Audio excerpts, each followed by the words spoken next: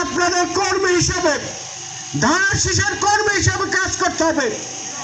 এই যে যারা উপস্থিত হয়েছেন, এই কয়েকজন যদি আপনারা মাঠে ঠিকভাবে কাজ করেন, আগামী নির্বাচনে এই সেন্টারে যে ভোট কাউন্ট হবে তার শতকরা 14 ভোট ধানের শীষ মাকড়া পাবে। কি পাবে না?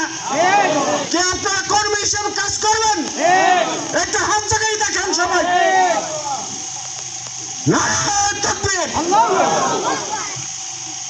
আপনাদের আর আমি বক্তব্য দীর্ঘায়িত করব না।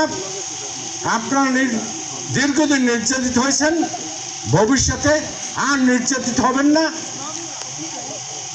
আপনাদের সকলকে ধন্যবাদ জ্ঞাপন করে এবং ভবিষ্যতে আপনারা ভালো থাকেন। ভবিষ্যতে আপনাদের পাশে আমরা সবাই থাকব, এই আশাবাদ ব্যক্ত করে আমি আমার সংক্ষিপ্ত বক্তব্য শেষ করছি। আল্লাহ হাফেজ। বাংলাদেশ জিন্দাবাদ। শহীদ জিয়া অমর হোক, খালেদা জিয়া অমর হোক, তারেক জিয়া জিন্দাবাদ।